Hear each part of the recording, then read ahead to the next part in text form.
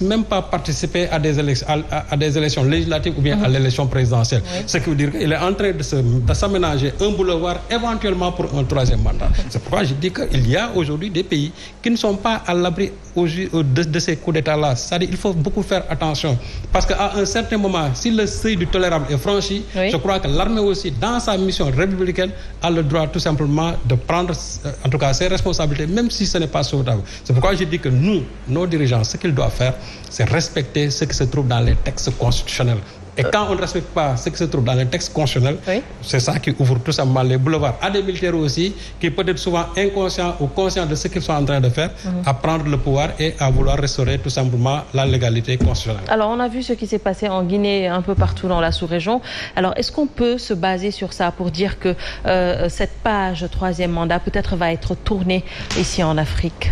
Je l'espère bien, parce que aujourd'hui, il y a une telle maturité. J'ai réécouté encore une interview du président Diouf qui disait que si c'était à refaire, je ne modifierais pas la Constitution et que naturellement, 2 mandats suffisent en Afrique.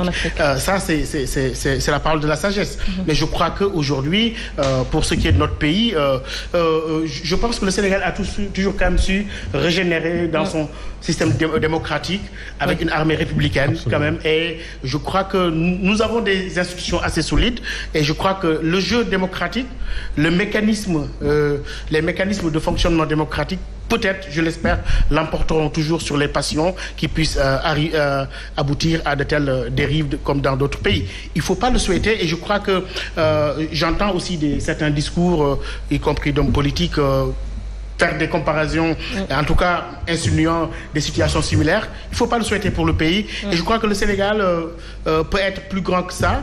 Et moi, il y a quelque chose de fondamental qui me rassure, c'est la confiance que j'ai en nos forces de sécurité et de défense qui, en dehors même du Sénégal, dans certaines réunions où je les ai vues, donnaient des leçons en disant que, à l'heure frères d'armes des autres pays, que ce que vous faites n'est pas normal, restez républicains, et cela me rassure énormément, en plus du génie du peuple sénégalais qui sait se réconcilier, qui sait aussi se battre pour des questions démocratiques et qui sait se retrouver autour de l'essentiel.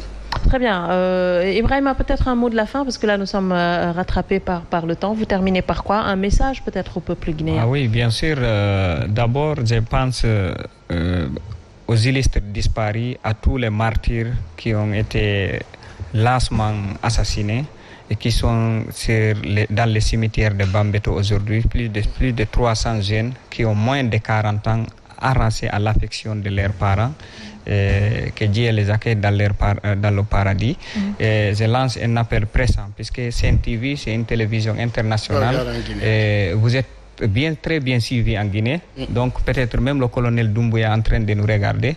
Donc, cher colonel, vous êtes rentré par la grande porte et nous souhaitons que vous sortez par la grande porte.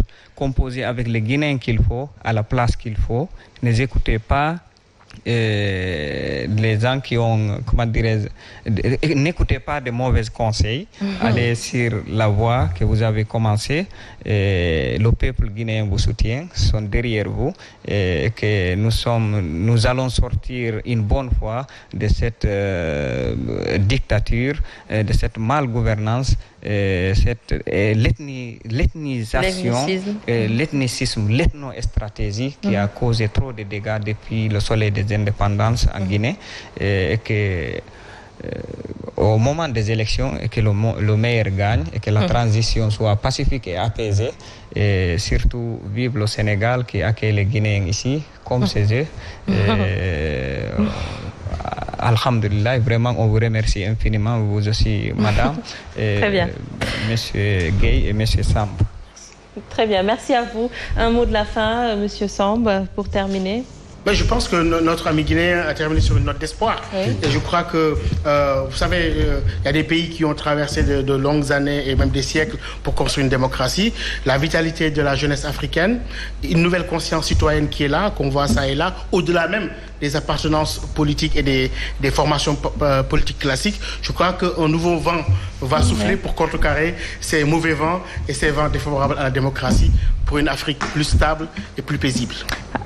Saliou, c'est tout pour ce soir? Oui, c'est tout dire tout simplement au président Macky Sall de regarder là où se trouve l'intérêt du Sénégal avec les nouvelles autorités de la Guinée Et vraiment de faire